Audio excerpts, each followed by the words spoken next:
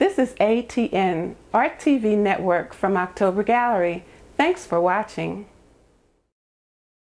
I don't believe black people are free, even today, with a black president. And I think that art in all its forms, music, visual, dance, I think that's how cultures blend. And we always need a black voice in any field. We need a black voice. But the ultimate goal, hopefully, is to be to have a mixture, you know, where people can be accepted and respected for their uniqueness and their beauty.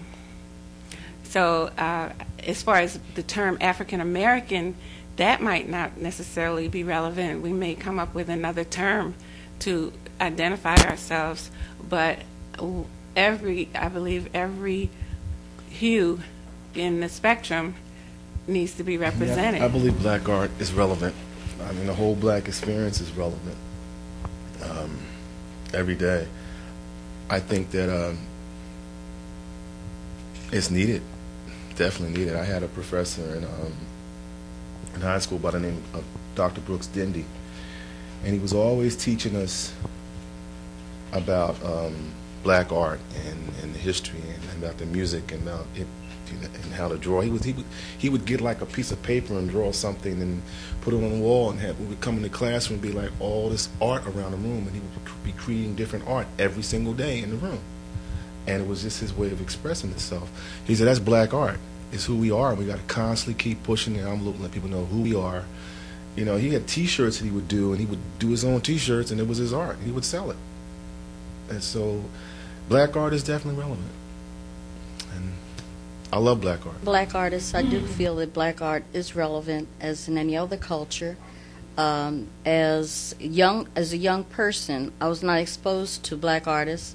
I knew nothing about our wonderful history, and also I had no idea of the creative abilities that our people had. And I think it is very important to pass this on to the younger generation as well as the seniors, because many seniors are not aware of our history and our background either. And so I think black art, and I know black art, will always be relevant. The comments that have been made have been really wonderful and diverse.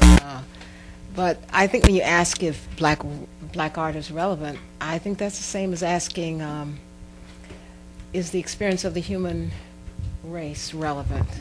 You know, so if my life is relevant and if your life is relevant, then I think that the creation of the art of humans in any race is. And the fact that it's black, well, that's special. And the fact that it's Chinese, that's special. It doesn't make any difference if it's Bulgarian, if it's a Peruvian, if I said that right. It doesn't matter. I think that's what the richness is. I think that all these differences, just like, say, the differences in animals, they all bring something to the table, and we all do that. And so our history is important, I think, and our lives are important, and when we express our humanness in our art and our experiences in our art, I think that's so important. As a young person, yeah, I find black art very relevant. Like many have said in the room, it brings like a certain closeness, like when you look at it, and it does tell a story, and you can feel it. That's what I find as a young black woman looking at the art. You can feel it, and I think when you're looking at other art, just pop art or stuff like that, it doesn't have that same type of feeling, and that's what I find about.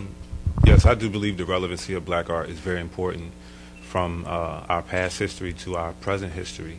It sort of chronologizes the struggle of black people from once they first got here, through all the pains and all the trauma that they've been through. It was expressed through song, poetry, through writings that a lot of people never got a chance to experience.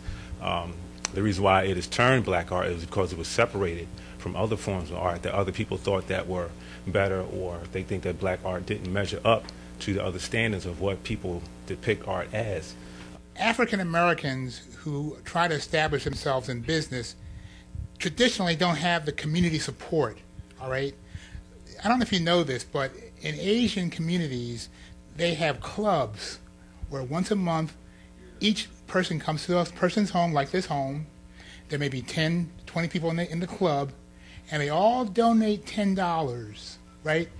And one member of that club gets that pot at the end of that period, right? The next month, another person gets the balance of that pot, right? And they go out and establish businesses off of that, okay? And then at the end of the year, they repay the money back to the club. And also, when they do that, they have support systems where each member knows, well, John is opening up a dry cleaner. We're going to take our dry cleaning to him, okay? So that's one dynamic, all right? In the African American community, we haven't had that phenomenon, okay, of people trying to support each other and having the commonality of race be the calling card for them to do that, all right? In response to the art question, there is a big push in contemporary art, unbeknownst to us, okay, because we're working at a level that's different than the higher levels of art and art criticism, that African American art is very sought after and required, right, in collections. Like big collections, corporate collections, have been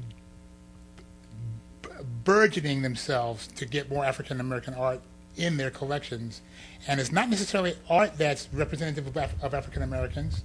It may be art that you would never know it was produced by an African American. With all due respect to the brother who just spoke about the $10 in a pot, during the days of segregation, when we didn't have anything, no place to go, no place to stay, and we could only support our own businesses, that's what we did. You know, that's what the churches did. The churches had their own banks, own insurance companies. We had our own. So it's not new. You know, what the Asians are doing now, we did years ago. However, we're on a new level now. We're on so many different levels. There are artists who are involved in Main Street, Wall Street art, and we have to make those decisions. And there's certain games you have to play if you want to be in mainstream. Just let's think about Kara Walker. You have to be I should maybe say it, but outrageous, like really slice the hatchet head, you know, in your face politics. You know what I mean? Or like Martin Perrier, you don't know where, you know, what his ethnicity is. You had to make these decisions. But it's a matter of a heart. You have to say, well, if I make this decision, will I kill off my soul? And luckily, hopefully, we can make these decisions where we won't kill off our souls and still make money and still be on Wall Street and Main Street. Because, like you said, it is a big business now. And in the bookstores now, when you go, you know, the books are in the black only. Well, people are coming in and saying, okay, enough is that. Enough is enough. Spread them out. We know the authors are here now. Spread everybody out. So if I want to find, I was looking for Maza Mengistu's book, and they pointed to the black section. I said, why isn't she in general fiction? Enough is enough. You know, I want to see her book in general fiction. And I think visual artists and performing artists, we're there now too. It was a time, you know, for that, but now it's time for us to be spread out. I certainly think that black art, African American art, is relevant today more than ever. I certainly don't challenge the relevance of the past. That's pretty evident.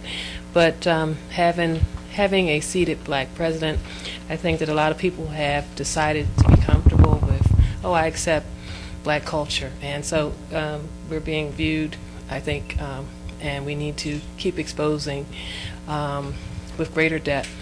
And so, you know, that's why I create what's so-called black art. And like Evelyn said, my purpose is to just keep the human story going. And when someone looks at me, they see a black artist, and that's fine.